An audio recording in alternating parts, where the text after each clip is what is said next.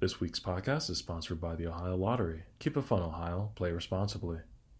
Hello, everybody. This is the Chocolate News Podcast. I'm your co-host, John Alexander Reese. And I'm your co-host, Andrea Carter.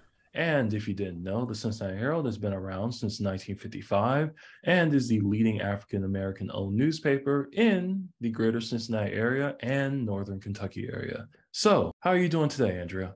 I am doing fine, John. I came off a wonderful weekend. I got away for a few days for the Labor Day holiday. I went to Chicago, hung out with some friends, heard some great jazz music at the Chicago Jazz Festival. We did not have rain like Cincinnati, Oh, wow. which is unfortunate. But I mean, Cincinnati had a great lineup too, but Chicago is just awesome. The only thing they had to deal with was fog. But it was a fantastic time. We had a good time. We had a nice spread out on the grass.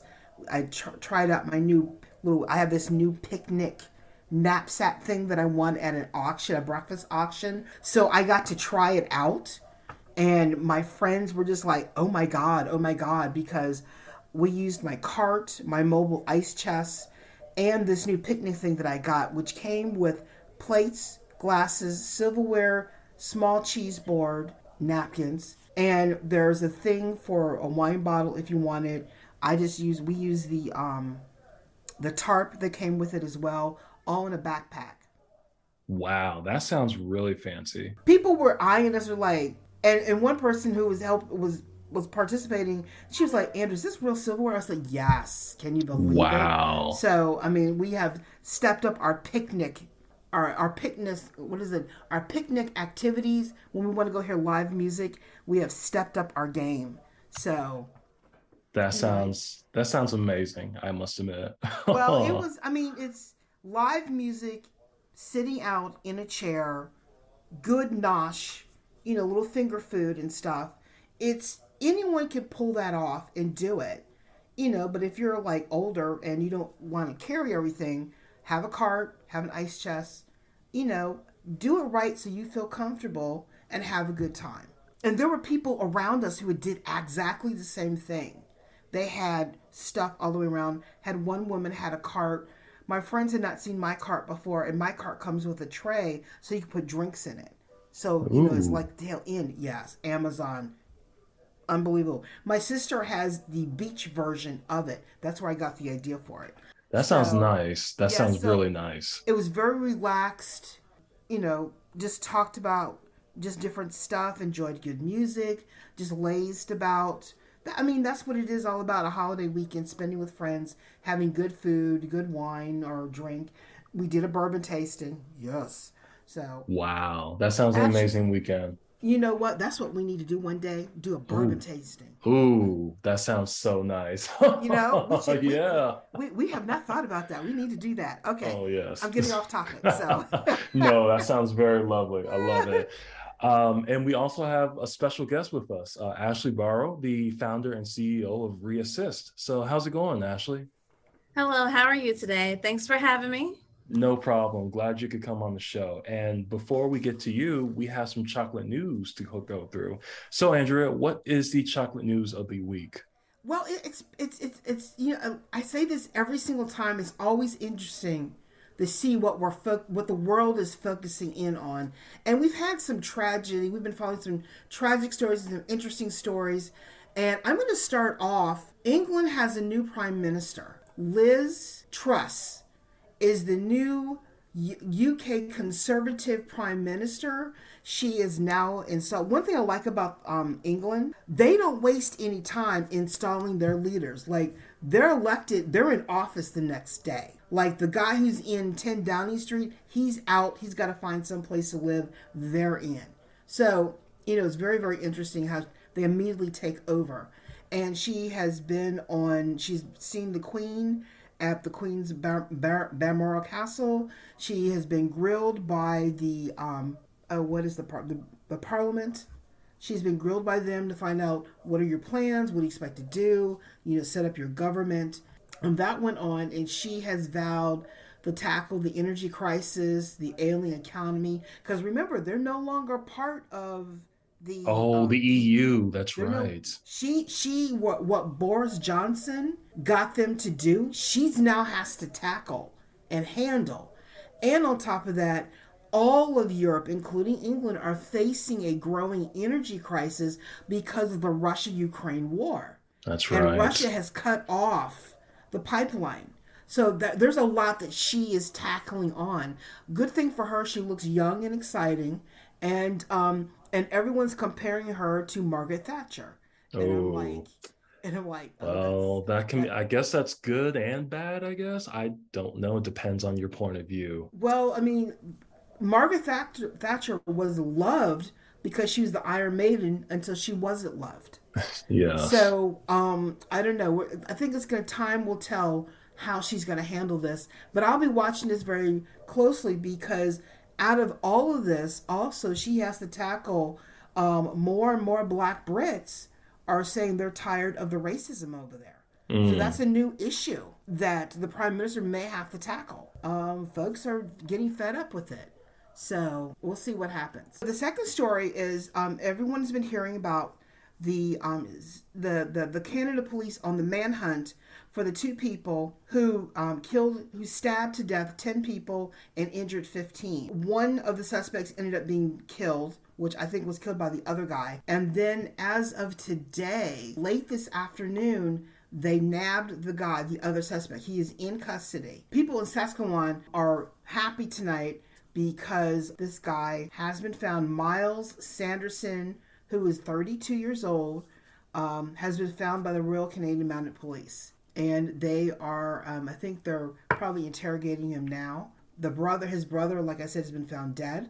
So we're going to see what's going to happen. And there are a lot of questions on why he did this. There's a lot of questions on, just what was the point. And he was just released on parole back in February. Oh, wow. That's a shame. Yes, it's a shame, and I think it's going to be interesting to follow up and hear why, if we ever get a why. Sometimes we don't get why, but Right. you just never know. So closer to home now on this side of I shouldn't say the border from Canada, the Black College Football Hall of Fame Classic was played at the Hall of Fame Museum between Central State University and Winston-Salem State. It was a trouncing. Central State, our beloved Central State Marauders, woohoo! Yay. For My God, for parents my country. parents went to Central State, so that's definitely exciting. Oh, I went to Central State. I'm a very proud Oh. alumnus. They didn't show it on television, unfortunately. I sort of covered it while I was in Chicago watching the tweets that were occurring that I could find. And because everyone else was watching the Jackson State FAMU game, which was a trouncing, but we'll go from there. Central State won, and so now this is kicking off their football season. So they're looking to make it 2-0 this Saturday and going forward with their game. Winston-Salem State, well, they got some work to do because they started out strong and then they petered out very quickly. The tide was turned on the game when Winston-Salem State did a fumble. I should say the Rams, because CSU is the Marauders, and one of the Rams did a fumble, and since Central State picked up the ball and ran with it, and then ever since they were doing touchdowns. Like every single time you turn around, the score was going up. And Winston-Salem stayed right at. They did do a comeback, so it ended up being 41-21. Mm. But that was a trouncing because Right. you want a tighter game than that. Oh And it yeah. started out head to head. They were head to head starting out, and then when the Marauders got that, when it was 14-7, and then it was tied. And then when they got the next score, CSU got the next score, and then from there it just kept going on and going on. And Winston-Salem just sort of gave up, which is Oh. sad because you don't give up; you keep playing. Yeah, And exactly. and I think they were just like, oh, just. But anyway, so CSU won. So I'll be trying to cover more of see what happens with CSU, and we have Kentucky State down in Kentucky to watch. Our other HBCU football program that we need to watch what they're doing, see who they're playing, and go from there. And then other HBCU games are going to be shown on some CBS stations through a deal with HBCU Go, which is owned by Byron Allen's AMG Corporation. So I'm going to start recommending everyone start watching the streams and to see what your game, see who's playing, what it looks like. So HBCU football is slowly coming into its own in a very different way. So I'm very excited about that. Yeah, that's great. I hope it becomes like more of a mainstream thing. I hope it like someday starts getting the number of views as much as like, college football, NCAA. That would be very nice. I think it will, because a number of NFL, the top NFL players are becoming coaches at HBCU sports programs, and they're elevating the teams in their training, how they're playing, things like that. And they are, they're almost like taunting the NFL. You all need to come down here and take a look at these boys compared to those players.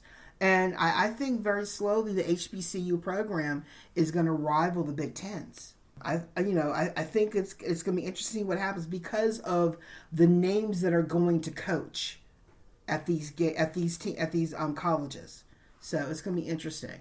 Also, here closer to home in Cincinnati, we have a new city manager. Cheryl Long was approved by City Council after being appointed by the mayor, and the day that she was voted in, it was a love fest. I've never seen that much gushing over a person. Wow. To become city manager.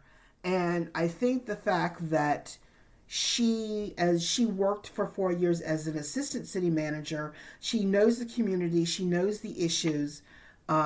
She's not afraid to walk. Recently she did a walkthrough over the Rhine with the community partnering centers, community outreach advocates, and to see what's going on down there and see what the city can do. So she's not afraid to go in places where other people don't show. And you got to give her, that's fantastic, because more of our leaders need to show up in places that you don't see them. See what people are dealing with, because folks are tired, they're hungry, and they just don't care anymore. And we need to get a handle on that. Cheryl Long is a wonderful person. I know her husband, actually, and she's going to be a tough cookie. And so we'll just see what happens, because next up they got to choose a police chief. That's right. That's right. Okay. I assumed, what's the police chief's name? Teresa Fegan. Yeah, I don't know. She's the interim police chief right now. Oh, okay. I don't know why I thought she was just the regular police chief. Okay, gotcha. No, she was the highest ranking assistant police chief to take over when Chief Isaac left. Gotcha. And so it's going to be interesting to see what's going to happen with that search. Who's going to, who they're going to bring in, who they're going to interview, and it's going to be interesting to see what type of police chief they're going to choose for Cincinnati.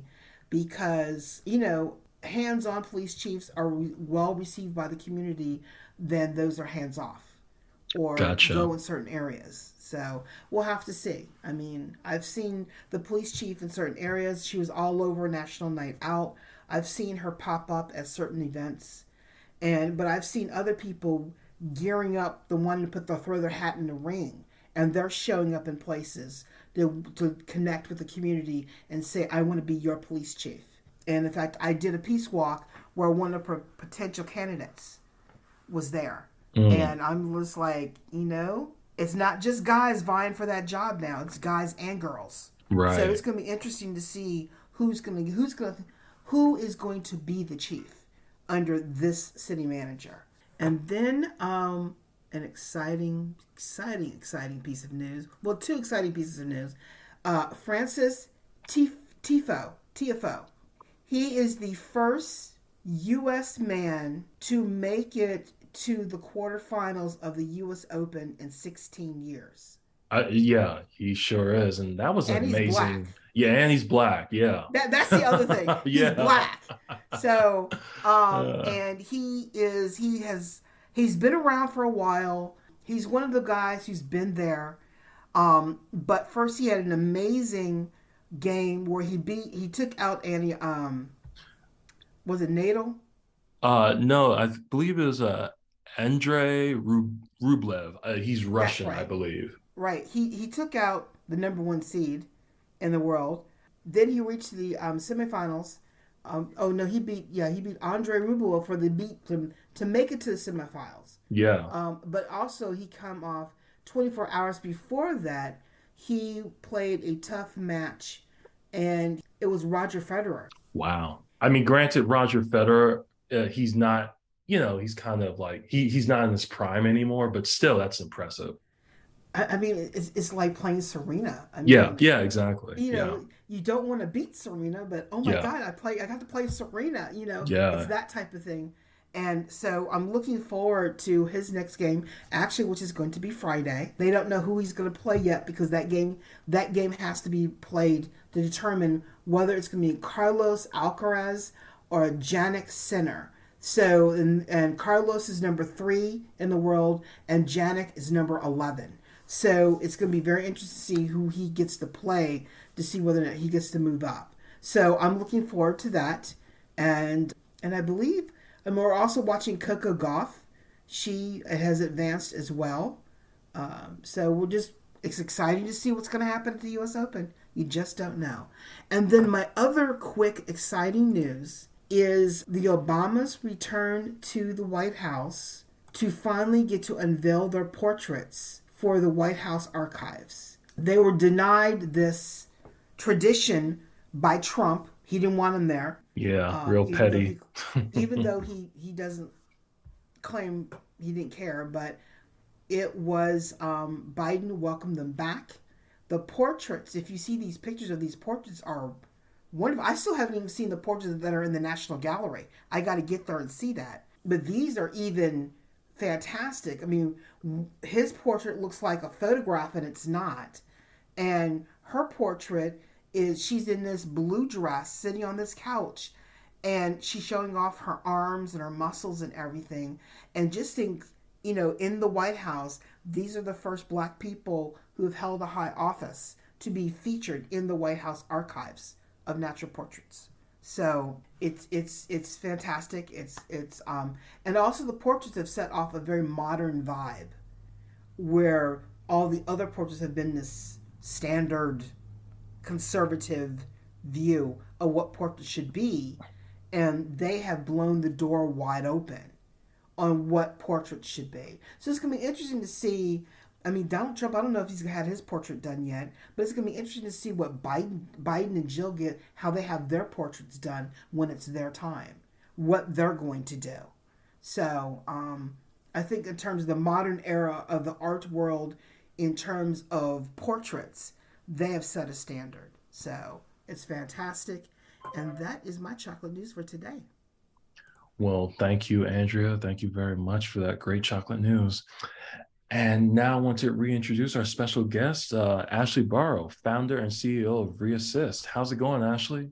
Oh, it's going great. How you guys doing tonight? Yeah, doing fantastic. So I want to talk about your organization, Reassist. So tell us a little bit about that. So yes, Reassist, what we do, we're a patient-facing digital health platform that replaces the paperless directory and care planning. And we do that by integrating the patient, the care manager, and also the service provider. So that's pretty much what we do. That's great. Well, I know your son is a huge part of it too. What does he do exactly? So my son, I guess I got to take it back to COVID. So during COVID, I was working as a clinical liaison for a major hospital system, and I'm a single mother, 3 kids, and all 3 of them went home remotely. So I'm so used to being like, working and, getting there early, staying late, and just really on top of, my job and how processes work. I've always been really good at like process. So when the kids went home remotely, I had a time to kind of like think through processes on my jobs and some life experiences and things like that. And I came up with this concept, right? Right. So I'm talking to my family about it, but you know who got to hear it the most was my kids. Right. So as I'm talking to my kids about it, I'm like, okay, I got to find a development team because I'm non-tech, you know. And I was just like, my son would do little things like build websites and things like that. They was working remotely. I was just like, you know what, Aaron, do you think you can build this app for me? Like, and he started doing research and he figured out how to make it. He actually helped me make the first MVP of my platform. So that's very, I mean, it was absolutely great how all this came together. I kind of got like a vision, then I got the everything together as far as how to get the wireframes together and things like that. And he just kind of from there, just kind of having that insight with just kind of rising to the challenge, you know what I'm saying? Of a Yeah. mother needing help, right? Right. So yes, that's how we got started. Well, that is really amazing. Did you know your reassist? Like, did you know it was going to be like this successful though? No, I had no idea. And I am still kind of trying to figure that out, really. But I'm just so thankful to God that everything has worked out. It's not been easy, you know, Oh yeah.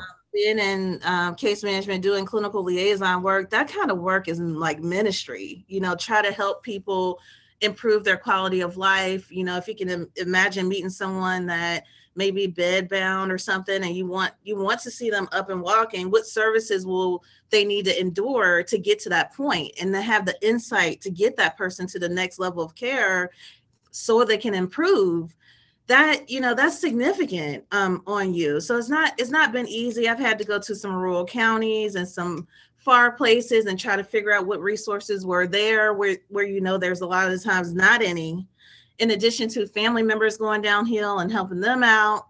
And so it's just been a lifetime, almost lifetime ministry of just helping people, you know, live a better quality of life. I really, you know, that's dear to my heart. So how did you because you know, you're featured in our latest edition of the paper. How did you guys get involved with the MIT Solve Global Challenge though? Oh my goodness. So I've been hustling, trying to raise money for the platform because these things, you know, they cost a lot of money and, you know, just trying to raise the money, trying to raise awareness, you know, trying to raise awareness to the problem.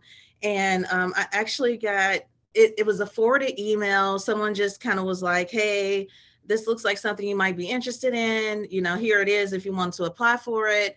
And I went ahead and applied for it. And that's how that started. Well, I must say that's incredible because you know, your startup, it's one of the 75 finalists out of like at least 1,100 applications from 117 countries. That's simply amazing. I mean, I it's know. mind blowing. So what I was gonna say is like, how can people like vote for this? You know, to get you guys, you know, over the hill, and you know, because I believe it's only going to be like I think eight or or Yes. yeah, eight. So it's like that's a very narrow list. It's like how can people like Yeah. vote for your guys' company? Yeah, so I did upload it on the website. So if you go to www.re-assist, which is ASSIST, me.com. If you go to the website, it's a tab that says vote for reassist or MIT challenge. You just click on that and it goes straight to the link where you can vote. And that would be so helpful if anybody just had a chance to just do that to support us. We are the only company in Ohio. Matter of fact, the territory, I mean, there hasn't been a solver around here at all. Indianapolis, South Carolina, DC, you know, so we got a huge territory here that we can make a mark on. And I'm right here from Cincinnati, Ohio. So I Yeah, would love that to come back home. I would love for that to come back home. yeah, definitely. It definitely sounds fantastic. Andrea, do you have any questions or anything? No, in fact, I'm just listening to it, and I just, in fact, I went online just to observe. I haven't voted yet, but I will. And it's just interesting to see all the different types of companies that are on there, and the extensiveness of the competition that you are up against, and just the fact that you got here so far is unbelievable. And Oh, I wish you the best of luck. but it sounds like a great company, and I hope you win. All right. Thank you guys so much for your support. And I just love what you guys are doing here as well. But just thank you for your support and looking forward to bringing this home. Yeah. And one more thing I wanted to ask is like, what are some of your like future goals for the company or any future plans or whatever, like besides, winning this, MIT thing? Because I know you guys are going to win. Oh, I hope we do. But you know what? I will mention this. We are a certified minority owned business, and we are looking to pilot. We are looking to pilot our platform at hospitals, large nonprofit facilities, or large nonprofits that are helping individuals in transfer of care. That's what we specialize in. And we would love to pilot this, prove the concept out. The goal would be to, save work, reduce errors, save rework. We don't want people to work over. We want people to kind of have the insight that I've had for all my experience in working in care management, working as a rehabilitation liaison. We put that right in the platform. So it would be a very big help in cost savings. It will increase utilization between providers. It will be a big help for hospital systems and these nonprofits. And we do need a test, we need someone to test this so we can prove the concept out. Once we prove the concept out, the goal is to save lives. And I know that we can do that, but we need an opportunity. Definitely. So best of luck to you guys. And remember, folks, you can vote online for Reassist up until September 18th. We're going to make sure this information is in the podcast description. So thank you, Ashley, for showing up on our little podcast. Thank you so much. Appreciate it.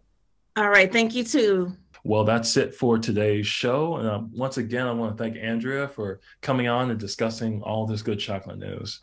It was my pleasure.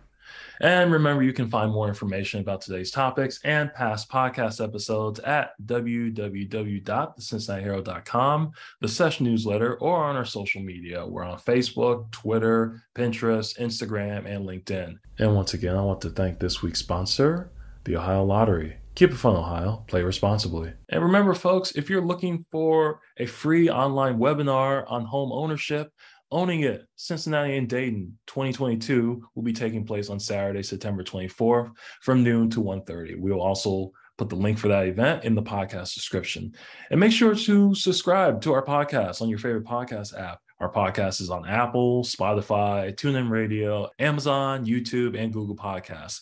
In addition, the Cincinnati Herald is now looking for news distribution and delivery agents. Please contact our publisher, Walter White, at 513-680-7076 for more information. I'm John Alexander Reese. And Andrea Carter. And have a good day.